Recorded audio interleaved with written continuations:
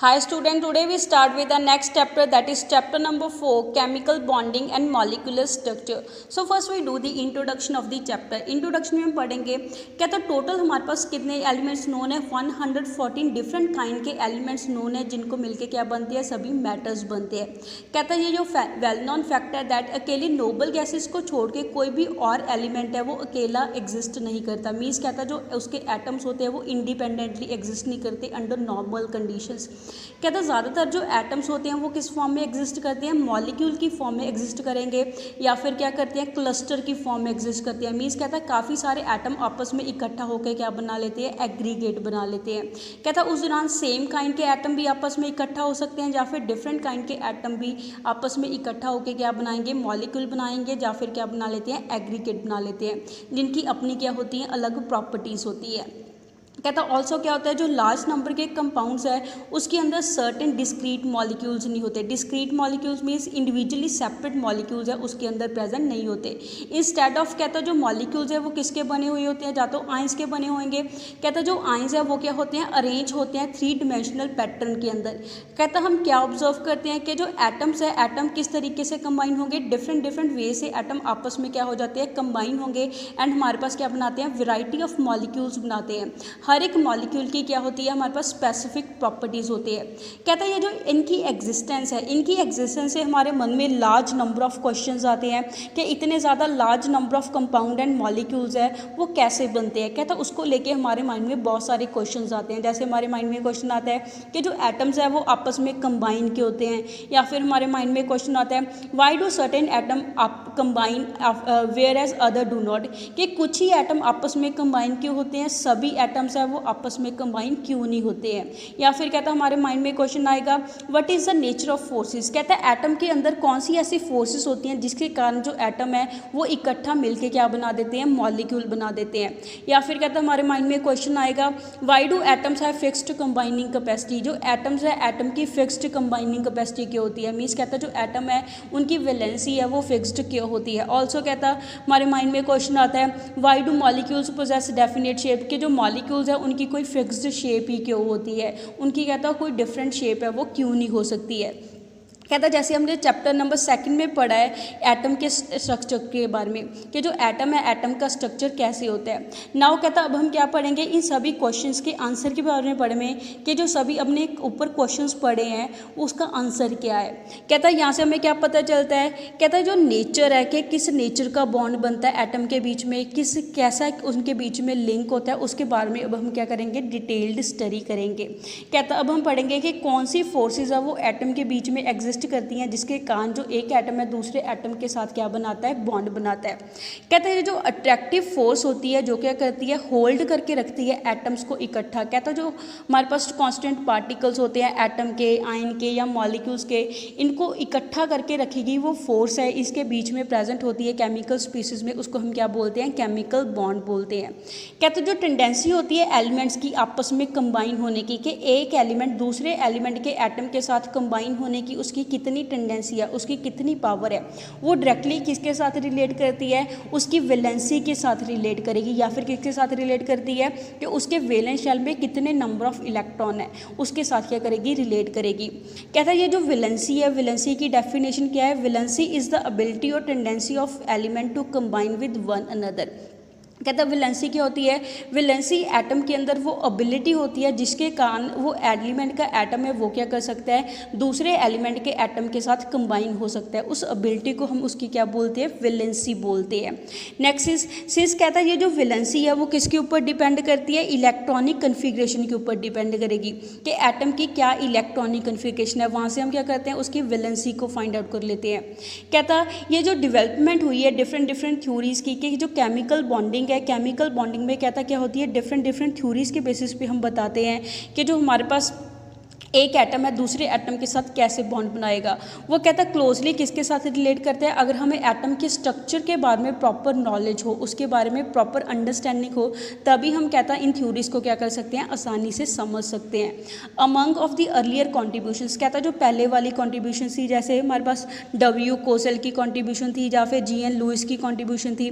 कहता उन्होंने क्या करा, important contribution the in the development of theories of chemical bonding, कि केमिकल बॉन्डिंग कैसी होती है उसकी उसकी थ्योरी को डेवलप करने में इनका सबसे ज़्यादा क्या है, इंपॉर्टेंट रोल है।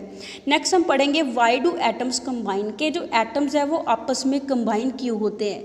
कहता है नंबर ऑफ अटैम्प्ट्स है वो करे गए ये चीज़ को पता करने के लिए जो एटम्स है वो कैसे कंबाइन होते हैं। कहता है उसको एक्सप्लेन करा गया केमिकल बॉन्ड की फॉर्मेशन में, कि जो एक एटम है वह दूसरे एटम के साथ क्या बना लेता है, केमिकल बॉन्ड बना लेता है। कहता है उसको किस टर्म में एक्सप्रेस करा, इलेक्ट्रॉन की टर्म में उसको एक्सप्रेस करा। इन 1916 में कहता कोजल एंड लुइस ने उनको सक्सेस मिली, इंडिपेंडेंटली दोनों ने अपना अलग अलग वर्क करा। उन्होंने सबसे पहले क्या दिया, successful explanation the about the chemical bonding के बारे में। कहता उन्होंने बताया कि जो एटम्स है वो आपस में कंबाइन के होंगे। कहता जो एटम आपस में कंबाइन होते हैं वो किस बेसिस के ऊपर होते हैं, अगर कहता हमें इलेक्ट्रॉनिक कन्फिग्रेशन के बारे में अंडरस्टैंडिंग हो, कहता अगर हमें नोबल गैसेस की इलेक्ट्रॉनिक कन्फिग्रेशन के बारे में अंडरस्टैंडिंग हो तभी में हम क्या करते हैं, इसको समझ सकते हैं कि जो एटम्स है वो कैसे कंबाइन होंगे, उसके कंबाइन होने का क्या कारण होता है। कहता ये ऑब्जर्व हुआ है कि जो एटम्स होते हैं नोबल गैसेस के जो एटम होंगे उसमें सबसे ज़्यादा कम टेंडेंसी होती है या फिर इसमें बिल्कुल टेंडेंसी होती ही नहीं है एक दूसरे के साथ कंबाइन होने की। दिस मीन्स कहता है जो एटम है वो क्या होता है, उनकी स्टेबल इलेक्ट्रॉनिक कन्फिग्रेशन होती है। और कहता है नोबल गैसेस की ऑलरेडी स्टेबल इलेक्ट्रॉनिक कन्फिग्रेशन है तो वो क्या करेंगे, किसी और के साथ कंबाइन नहीं होंगे। कहता है जो इलेक्ट्रॉनिक कन्फिग्रेशन है इन एलिमेंट की वह हमें टेबल नंबर 1 में गिवन दी हुई है।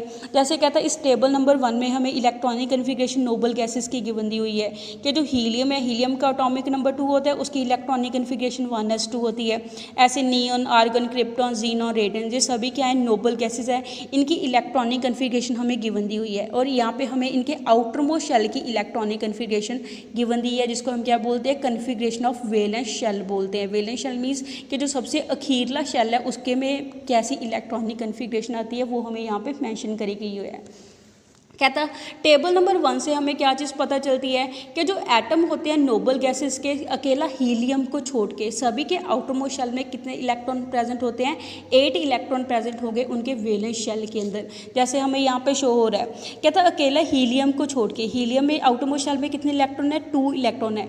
बाकी कहते हैं जो सभी की नोबल गैसेज है, सभी नोबल गैसेज के अंदर जो आउटर मोस्ट शेल है उसमें कितने इलेक्ट्रॉन प्रेजेंट है, 8 इलेक्ट्रॉन प्रेजेंट है। तो कहता हमारे पास यहाँ पे क्या शो होता है कि जो हीलियम में कहता हमारे पास सिर्फ 2 ही इलेक्ट्रॉन प्रेजेंट होते हैं फर्स्ट एनर्जी शेल के अंदर, बिकॉज फर्स्ट एनर्जी शेल के अंदर 2 से ज़्यादा इलेक्ट्रॉन है वो प्रेजेंट नहीं हो सकते। कहता जो इलेक्ट्रॉनिक कन्फिग्रेशन होती है वैलेंस शेल की बाकी की नोबल गैसेस की, उसमें क्या होता है, अकेले हीलियम को छोड़ के बाकी सभी नोबल गैसेस का आउटर मोस्ट शेल है वो क्या होगा, फुली फिल्ड होगा। उसमें इलेक्ट्रॉनिक कन्फिग्रेशन क्या होती है, NS2 उसकी क्या होगी, जर्नल इलेक्ट्रॉनिक कन्फिग्रेशन होगी। अकेले हीलियम की कितनी होती है, 1s2 इलेक्ट्रॉनिक कन्फिग्रेशन होती है। कहता है ये क्या चीज़ को रिप्रेजेंट करती है कि सभी नोबल गैसेस की क्या है, स्टेबल कन्फिग्रेशन है। ऑल्सो कहता है जितनी ज़्यादा स्टेबल उनकी इलेक्ट्रॉनिक कन्फिग्रेशन होगी उतनी ज़्यादा उसकी क्या होती है, मैक्सिमम स्टेबिलिटी होती है। कहता है इसकी स्टेबल कन्फिग्रेशन होने के कारण जो नोबल गैसेस हैं उसमें टेंडेंसी नहीं होती, ना ही वो इलेक्ट्रॉन को गेन करती हैं ना ही वो इलेक्ट्रॉन को क्या करेंगी, लूज़ करेंगी। देयरफॉर कहता है यहाँ से हमें क्या पता चलता है कि उनकी जो कंबाइनिंग कैपेसिटी है या फिर उनकी जो वैलेंसी है वो बिल्कुल क्या होती है, 0 होती है। कहता है उनकी इनर्टनेस इतनी ज़्यादा होती है कि वो क्या करते हैं, अपने दूसरे एटम के साथ भी कंबाइन नहीं होते। जैसे हम एग्जांपल ले लें हीलियम की, कहता है जो हीलियम है वो क्या करेगा, इंडिपेंडेंटली एग्जिस्ट करेगा, वो हमारे पास He2 की फॉर्म में एग्जिस्ट नहीं करेगा। वो कहता क्या करता है, हमेशा क्या करेगा, इंडिपेंडेंटली एग्जिस्ट करेगा। वो डाई एटॉमिक मॉलिक्यूल की फॉर्म में एग्जिस्ट नहीं करता। वो किस फॉर्म में एग्जिस्ट करता है, मोनो एटॉमिक गैसियस एटम की फॉर्म में क्या करेगा, एग्जिस्ट करेगा। मोनो एटॉमिक मीन्स उसका कहता है सिंगली एक एटम ही क्या करता है, एग्जिस्ट करता है गैसियस स्टेट के अंदर। कहता जो सभी एटम्स होते हैं अकेले नोबल गैसेस को छोड़ के बाकी के जो कहता एलिमेंट के एटम होंगे सभी में क्या होते हैं, 8 से इलेक्ट्रॉन क्या होते हैं, लेस होते हैं उनके आउटर मोस्ट शेल के अंदर। इन अदर वर्ड्स हम कह सकते हैं कि जो आउटर मोस्ट शेल होते हैं बाकी के एलिमेंट के एटम के, उसमें क्या होती है, स्टेबल कन्फिग्रेशन नहीं होती है। देयरफॉर कहता वो क्या करेंगे, कंबाइन हो जाते हैं एक दूसरे के साथ या फिर अपने ही दूसरे एटम के साथ कंबाइन हो जाएंगे ताकि वो क्या कर ले, स्टेबल नोबल गैस कन्फिग्रेशन को अचीव कर ले, ताकि ताकि वो इलेक्ट्रॉन को गेन या लूज करके अपनी जो नोबल गैस कन्फिग्रेशन है that is NS2 NP6 configuration या फिर हीलियम वाली VNS2 इलेक्ट्रॉनिक कन्फिग्रेशन को क्या कर ले, अचीव कर ले। कहता है लार्ज एक्सटेंट तक जो एलिमेंट है वो क्या करते हैं, अपनी इलेक्ट्रॉनिक कन्फिग्रेशन की रीअरेंजमेंट कर लेते हैं ताकि वो क्या हो जाए, स्टेबल नोबल गैस कन्फिग्रेशन को एक्वायर कर ले। दस कहता हमें यहाँ से क्या पता चलता है कि जो टेंडेंसी होती है या फिर एटम्स की अर्ज होती है, अर्ज मीन्स के उसमें कितनी चाह है कि वो क्या करे, वेरियस एलिमेंट के साथ क्या हो जाए, कंबाइन हो जाए ताकि उसकी क्या हो जाए, stable noble gas configuration achieve हो जाए, ताकि उसके जो आउटर मोस्ट शेल है वेलेंस शेल के अंदर उसके 8 इलेक्ट्रॉन क्या हो जाए, कंप्लीट हो जाए। उसकी वजह से ही कहता है जो केमिकल कॉम्बिनेशन है वो क्या होती है, एटम के बीच में एग्जिस्ट करती है। उसी को कहता है ये हमारे पास जो अर्ज होती है, जो टेंडेंसी होती है एक एटम की स्टेबल होने की, कि वो स्टेबल होने के लिए दूसरे एलिमेंट के एटम के साथ कंबाइन होगा, उसकी इस टेंडेंसी को हम क्या बोलते हैं, उसी के कारण जो एक एलिमेंट का एटम है दूसरे एलिमेंट के एटम के साथ क्या करता है, कॉम्बिनेशन शो करता है, उसको हम क्या बोलते हैं, केमिकल कॉम्बिनेशन बोलते हैं। कहता है ये जो प्रिंसिपल है कि मैक्सिमम 8 इलेक्ट्रॉन को अटेन करने का वेलेंस शेल के अंदर, उसको हम क्या बोलते हैं, ऑक्टेट रूल बोलते हैं। ऑक्टेट मीन्स 8 इलेक्ट्रॉन को क्या करना है, कंप्लीट करना है, जिसकी वजह से उसको हम क्या बोलेंगे, ऑक्टेट रूल बोलेंगे। बट कहता है ये नोट करा हुआ है कि जो हाइड्रोजन या फिर लिथियम के एटम्स होते हैं, हाइड्रोजन या लिथियम के आसपास जो सबसे स्टेबल नोबल गैस कन्फिग्रेशन है वो कौन सी प्रेजेंट होती है, हीलियम नोबल गैस प्रेजेंट होती है।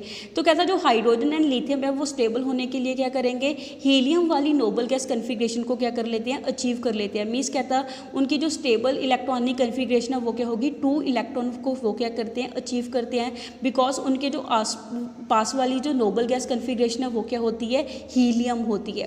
कहता है अकॉर्डिंग टू मॉडर्न व्यू क्या होता है, जो एटम है, एटम क्या होंगे, कंबाइन होकर क्या बनाते हैं, केमिकल बॉन्ड बनाते हैं, एंड वो क्या कर लेते हैं, एक ऐसी स्टेट को एक्वायर कर लेंगे जिसमें क्या होती है, सबसे मिनिमम एनर्जी होती है। बिकॉज कहता है जितनी स्टेबल उसकी इलेक्ट्रॉनिक कन्फिग्रेशन होगी, जितना कोई भी चीज़ स्टेबल होती है उतनी वो एनर्जी को क्या कर देता है, लूज कर देता है, उतनी उसकी एनर्जी क्या होगी, मिनिमम एनर्जी होगी। जैसे हमें पता है कि जो हर एक सिस्टम है संसार के अंदर, उसमें क्या होती है, नेचुरल टेंडेंसी होती है, कुदरती टेंडेंसी होती है, वो अपने आप को क्या करता है, स्टेबल करता है। जब कोई भी चीज़ स्टेबल होती है उसकी क्या होगी, मिनिमम एनर्जी वो क्या करेगा, यूज़ करेगा। कहते हैं जो स्टेट होती है मिनिमम एनर्जी वाली, उस स्टेट की क्या होती है, सबसे ज़्यादा मैक्सिमम स्टेबिलिटी होगी। फॉर एग्जांपल जैसे कहते हैं जो पानी है, पानी फ्लो करता है हिल से, पहाड़ से पानी ऊपर से नीचे की तरफ को फ्लो करेगा। ऐसे ही कहता है जो हमारे पास गर्म बॉडी होती है वो क्या करती है, एनर्जी को रेडिएट करती है, उसमें क्या निकलती है, रेडिएशंस निकलती है, बिकॉज वो क्या करता है, स्टेबल होने के लिए उन रेडिएशंस को क्या कर देता है, अमिट कर देता है, एंड वो क्या हो जाता है, ठंडा हो जाता है, कूल डाउन हो जाता है, स्टेबल हो जाता है। सिमिलरली कहता है ये क्या एक्सपेक्ट होता है, ऐसे ही सेम ट्रेंड आइसोलेटेड एटम के अंदर पाया जाता है। आइसोलेटेड एटम्स मीन्स कहता है जो एक एटम होता है अपनी गैसीय स्टेट के अंदर, वो भी क्या करेगा, सेम ट्रेंड को क्या करता है, शो करता है, जिसमें क्या होता है, हाई पोटेंशियल एनर्जी होती है। कहता वो जब वो क्या करेगा, केमिकल कॉम्बिनेशन के अंदर एंटर करता है, कहता केमिकल कॉम्बिनेशन के अंदर एंटर करके क्या कर बनाएगा, मॉलिक्यूल बना लेगा। जब कहता उसकी मॉलिक्यूलर फॉर्मेशन हो जाती है तो वो अपनी हाई पोटेंशियल वाली एनर्जी को लूज करके किस में कन्वर्ट हो जाता है, लोअर पोटेंशियल एनर्जी में कन्वर्ट हो जाता है। उस दौरान वो क्या हो जाता है, स्टेबल हो जाता है। हैंस कहता है जिसके कारण उसकी एनर्जी क्या हो जाएगी, लो हो जाएगी।